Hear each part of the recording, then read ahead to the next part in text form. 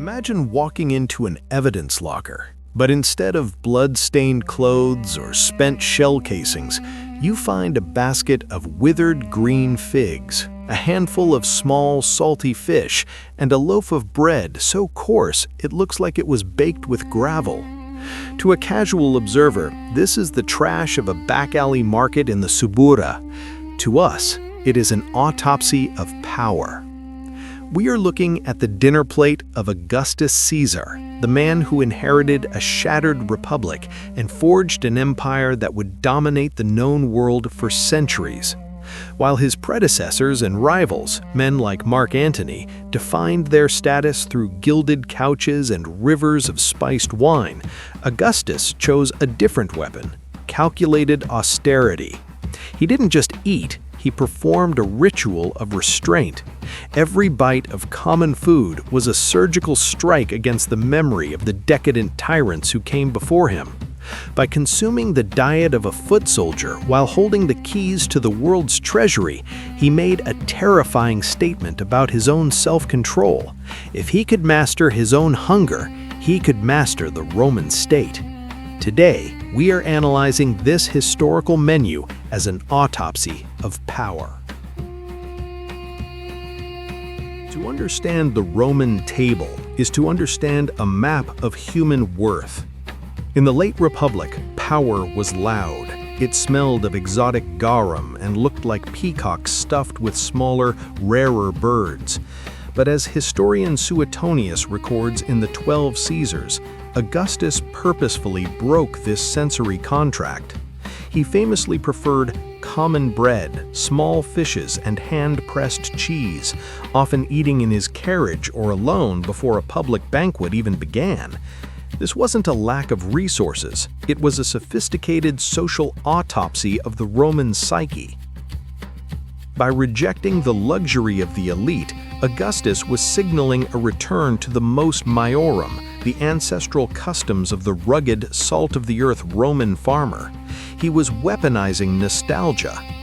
When the emperor sat down to a meal of fermented figs and moist cheese, he was visually and biologically aligning himself with the labor hierarchy of the legions rather than the soft decadence of the Senate. It was a masterclass in political signaling. While the aristocrats were trapped in a competitive cycle of hosting ruinously expensive dinners to prove their status, Augustus stood outside the race entirely. He didn't need to prove he was wealthy, he needed to prove he was disciplined. However, we must look at the hands that prepared this simple fare. Even peasant food, when served to an emperor, required a specialized labor force. The cheese had to be the finest cow's milk from the local hills, the fish caught and delivered within hours to ensure simple didn't mean spoiled.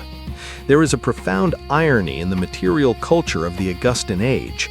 It takes an immense amount of infrastructure to make the most powerful man in the world look like he's eating like a pauper.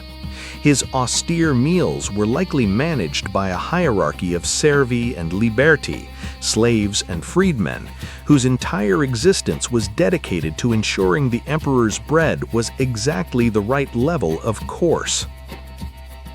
This was resource control disguised as humility. By maintaining a body that was lean and a palate that was disciplined, Augustus presented himself as the tireless protector of the state, the princeps who stayed awake while the rest of Rome slept off their hangovers. He transformed the act of eating from a private pleasure into a public service, using his own stomach to bridge the gap between the elite and the masses, all while maintaining a distance that was chillingly absolute. When you decide to recreate the simple meals of Augustus, you quickly realize that simplicity is a facade.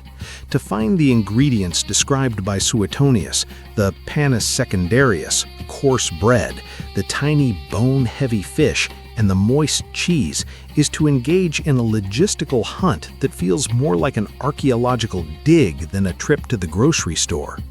I started with the bread. This isn't the artisanal sourdough of a modern bakery. This is second-class bread. In Rome, bread was a social marker. The elite ate panis candidus, white and refined.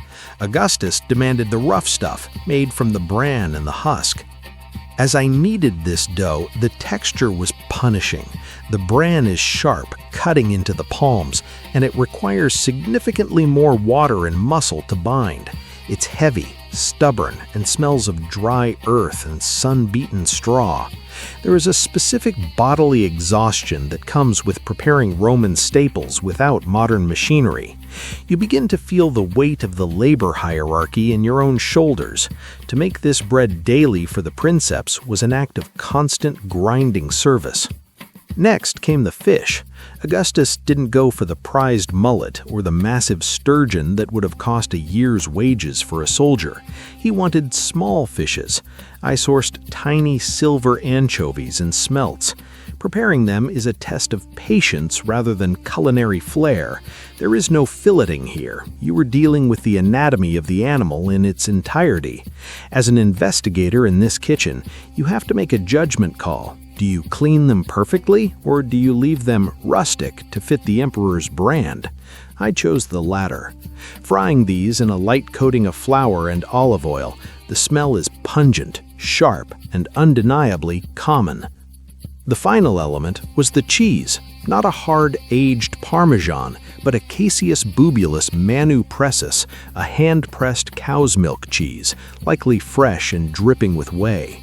Finding a modern equivalent meant looking for something unrefined, almost primal. It's cool and damp to the touch, a stark sensory contrast to the dry, abrasive bread. Standing over the stove, the heat of the fire reflecting the Mediterranean sun, the irony becomes heavy. I spent hours tracking down poor food. I spent a morning laboring over coarse dough. In the ancient world, the sourcing difficulty for these items was low for a peasant, but for an emperor's kitchen, the difficulty lay in the selection. The fish had to be small, yes, but they had to be the best small fish. The bread had to be coarse, but it couldn't contain the sand or stone dust that plagued the actual poor. As I sat down to eat this, the dry crunch of the bran bread, the salt burst of the small fish, the milky blandness of the cheese, the experience wasn't one of luxury, it was one of physicality. It's a meal that requires you to chew thoroughly, to pick bones from your teeth, to engage with the food as fuel rather than art. It felt like a soldier's ration served on a silver platter. I realized then that Augustus wasn't just eating, he was practicing a form of cosplay. He was mimicking the diet of the men who conquered Gaul and Iberia, making every meal a silent rehearsal of his own fitness to lead them. The effort wasn't in the cooking, it was in the performance of being ordinary while being the most extraordinary man in the Mediterranean. As we disassemble this meal, the pieces fall into place not as a dinner, but as a blueprint for an empire. The taste of the coarse bread confirms a rejection of aristocratic rot. The labor behind the simple fish reveals a hierarchy entirely focused on the emperor's specific stoic brand. The calculated excess of the Roman state was not gone, it was simply compressed into the authority of restraint. Augustus didn't need to eat gold to show he possessed it. By choosing the menu of the commoner, he stripped his rivals of their ability to criticize his power. He was the first citizen, a man whose stomach belonged to the Republic even as his hands gripped the world. We see now that his diet was the ultimate exertion of control, a ruler so secure in his position that he could afford to consume nothing of note, proving that true authority lies in the restraint, not the excess. This was the foundation of the Pax Romana, a peace built on the image of a man who was too disciplined to be a tyrant, even as he became a god. We don't just cook ancient food, we decode the civilizations behind them.